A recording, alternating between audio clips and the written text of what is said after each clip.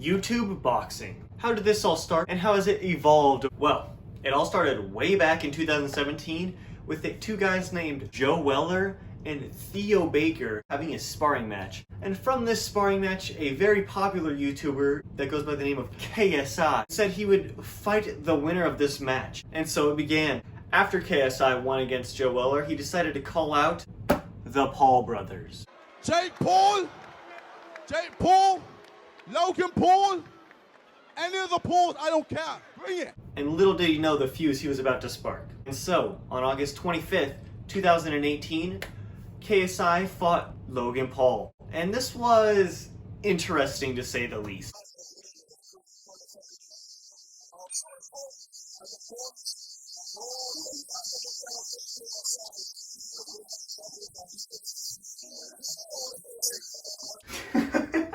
Jake Paul, you're lucky my boys are holding me back.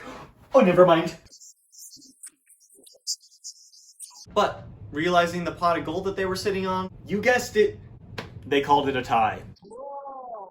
This is also when Jake Paul got his first little dabble into the world of boxing. But with the rematch underway on November 9th, 2019, and KSI ended up taking the win. And everything's all good now because now they respect each other as warriors. You guys at least respect each other as men, as warriors. Alright. But Jake Paul was not ready to accept this and really took that loss to heart.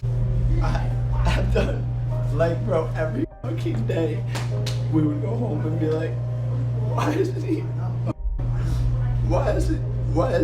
fucking finishing these people off? And he's in the fucking third round, KSI's dead and tired, and he's not gonna be fucking shit. Because I'll tell you two And reasons. then, but then two reasons. listening, fucking jamming in the corner, and he goes, bro, this is your first pro debut. It's okay if you lose in the 6th round. And then he comes back in here and is like, yo, you're good, bro. You're good, bro. Since then, Jake Paul's kind of been the main spotlight of this whole YouTube boxing thing. But starting off, he was having a difficulty picking his opponent for reasons, well... If not KSI, who? I mean, bro, it's like Soldier Boy doesn't, like, he's scared. Anderson Gibb, or is he not? But he doesn't have enough clout.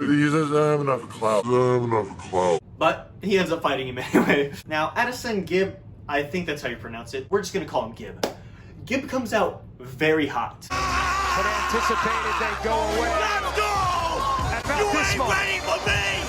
While Jake Paul decides to take a different approach and decides to be COVID safe.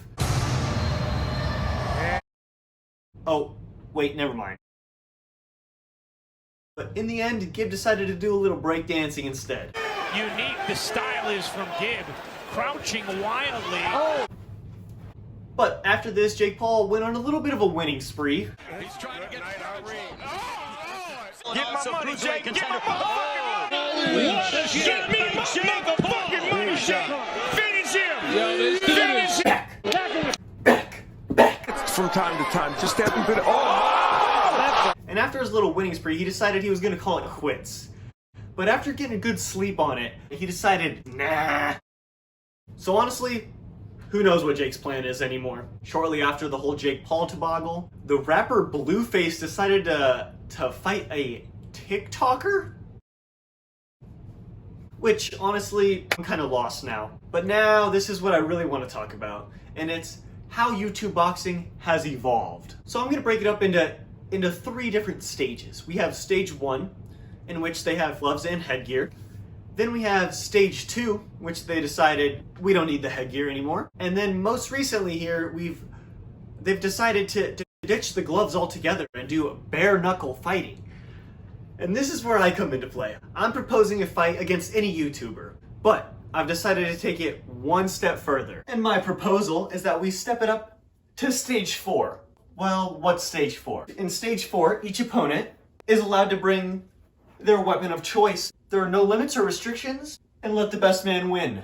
So, whichever YouTuber's brave enough to face me, I'll be waiting. Why is my mind on autopilot all the time? I'm feeling like the world's back on me. Why